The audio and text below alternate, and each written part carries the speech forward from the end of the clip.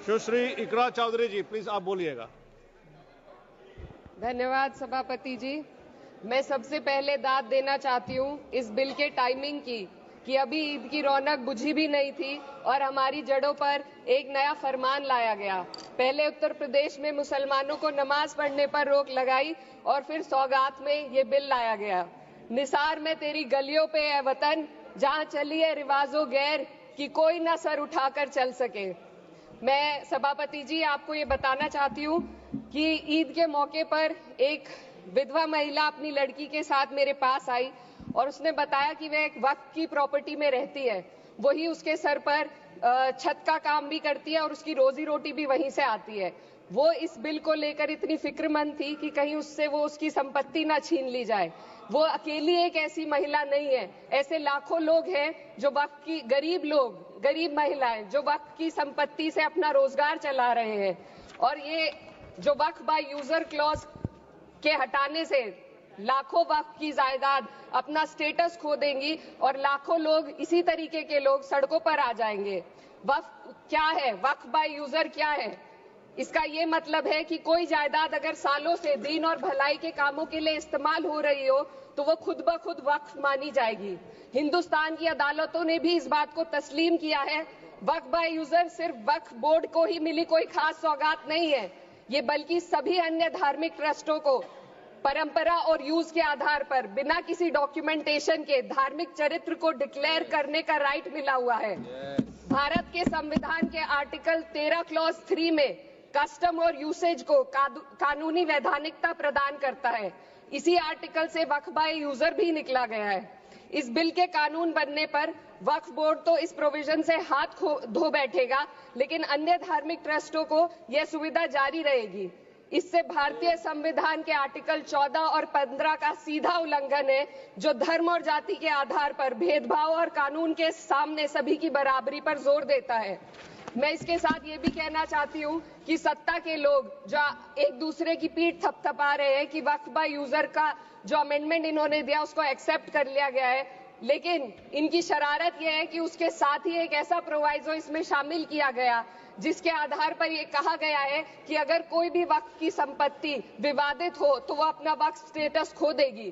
तो जो अमेंडमेंट इन्होंने दिया है जिसको एक्सेप्ट कर लिया गया है उसका कोई मतलब नहीं है, ये इनकी नीयत है जो साफ जाहिर हो रही है। सोने पर सुहागा एक काम और किया है, सरकार ने वक्फ की कानून के सेक्शन 107 को हटाकर लिमिटेशन एक्ट में 12 साल तक ही किसी के खिलाफ अदालत में जाने का प्रोविजन है। सेक्शन 107 में बोर्ड को लिमिटेशन एक्ट से राहत मिली हुई थी। वक्फ बोर्ड कभी भी अवैध कब्जाधारियों के खिलाफ अदालत जा सकता था। अगर ये सेक्शन ना हो तो अवैध कब्जा करने वाले लोग कानूनी प्रक्रिया का फायदा उठाकर वक्फ की प्रॉपर्टी को हड़प सकते हैं। अन्य धार्मिक ट्रस्टों पर भी ये लिमिटेशन एक्ट लागू नहीं होती, तो फिर वक्फ बोर्ड के साथ ये सौतेला रवैया क्यों किया जा रहा है? धर्म को देखकर दोहरी नीति क्यों अपनाई जा रही है? सेक्शन 107 और वक्फ बाय यूजर को अगर एक साथ पढ़ा जाए तो इससे लाखों वक्फ की प्रॉपर्टी पर कब्जा किया जाएगा। इसलिए ये बिल मुसलमान की भलाई का नहीं बल्कि उनके वजूद और विरासत को मिटाने का बिल है। हिंदुस्तान में बहुत सारे धार्मिक ट्रस्ट हैं जिसमें उस खास मजहब के लोग शामिल होते हैं और उसका इंतजाम करते हैं, और ये बात समझ में आने वाली भी है क्योंकि जो व्यक्ति अपने मजहब के रीति रिवाज को जितना अच्छे से समझ सकता है किसी अन्य मजहब का व्यक्ति नहीं समझ सकता। आर्टिकल 26 क्लॉज 2 के तहत धार्मिक संप्रदायों को अपने मजहबी इदारों के एडमिनिस्ट्रेशन का हक देता है, लेकिन वक्फ बोर्ड के बारे में इसको उल्टा किया जा रहा है। Sir please 2 minutes. सरकार इसे एक सेक्युलर बॉडी मान रही है और इसमें गैर मुस्लिमों को शामिल करने की बात कह रही है। आपके मुंह से सेक्युलरिज्म की बात सुनकर अच्छा लगा, लेकिन अगले ही पल ये भ्रम टूट जाता है क्योंकि आपको सिर्फ दान देने के लिए प्रैक्टिसिंग मुस्लिम का आपने क्लॉज डाला है, लेकिन बोर्ड में बैठने के लिए मुस्लिम होने की कोई आपकी क्लॉज नहीं है। तो इससे आपकी जो दोहरी नीति है वो साफ जाहिर होती है। ये वही सरकार है जिसने राम जन्मभूमि ट्रस्ट में ये लिख दिया कि जिला अधिकारी भी अगर होगा तो हिंदू होना चाहिए। कोई मुझे बताए कि वहां पर सेक्युलरिज्म का रस क्यों नहीं घोला गया। सर, आखिर में मैं अपनी बात को खत्म करने से पहले महिलाओं का मुद्दा बार बार उठाया जा रहा है। सरकार का कहना है कि बोर्ड में मुस्लिम महिलाओं को रिप्रेजेंटेशन देंगे।